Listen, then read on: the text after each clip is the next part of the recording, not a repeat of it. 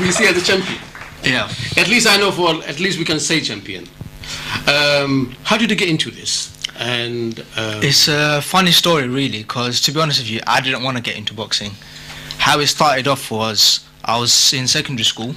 And in the beginning, you say, I can't stop you when you start, so I'm going to use this to stop you if you don't stop. Okay, so make sure you stop if you can hit me with it, then, yeah. But what it was, it was in secondary school, and I really had no intention. I was a fairly quiet child. I was very reserved. I was quite shy. I didn't have a lot of confidence, and unfortunately, like a lot of kids out there, I did get bullied a bit. So what can you give us an example? Because a lot of kids nowadays, they get bullied. Yeah. And some boys, my young boy, he's really shy to get on new people. But if somebody just makes a little comment, that's it. All day for him is gone. And I think this is something my age group don't know what bully can do to people. So can you just give us a few tips? I can completely relate to that because I was really quiet and very sensitive as a kid. So if someone said one little thing to me, it would really get to me, and I would be in the point where I'd be almost in tears, or I'd have to move away because I know I'm going to cry. And for a child, that's obviously like really heart-wrenching. For them, you might think, oh, it's something small, but obviously to them it means a lot more.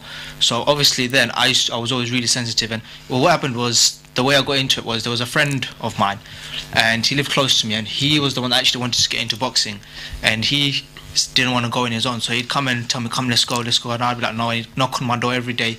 It was in this church hall, so it's like a youth project, so it wasn't even a proper boxing gym. It was an empty church hall, and there was like 2, maybe 3 instructors there, and there was just loads of kids off the street, so they were just trying to get kids off the street. And he used to bug me, so he'd come to my house and knock on my door till I came out, then he'd wait for me and then take me with him.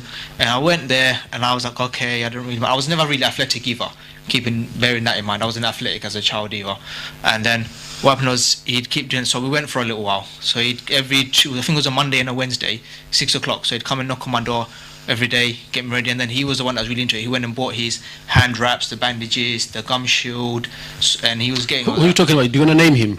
His name's Monshaw. Okay. So he used to live in my I'm sure area Monshaw will be before. proud now. Monshaw, if he's watching, yeah, Monshaw, this is for you, yeah. And so it was through him that I got into it. So he was the one that was more into it. Like I said, I was never really a sporty or athletic child, and to this, probably about 14 at this time, 14, 15. So what kind of bully did you get?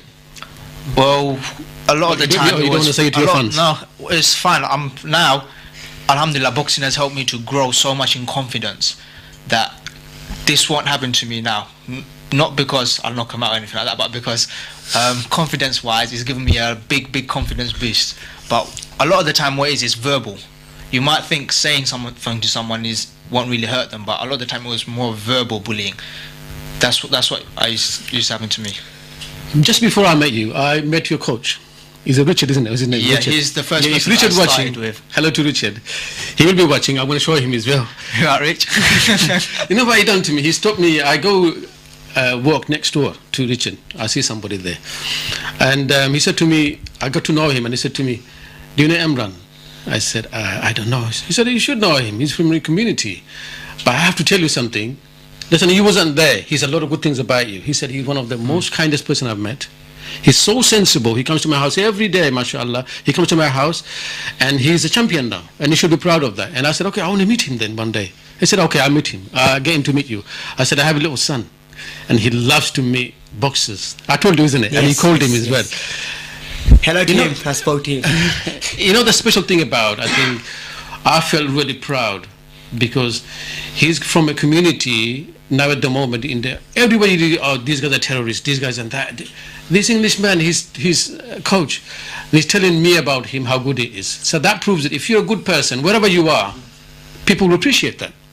So you did make a difference to others as well. They see you as a model, they see you as a good person, and it makes our community bright as well. So I'm glad.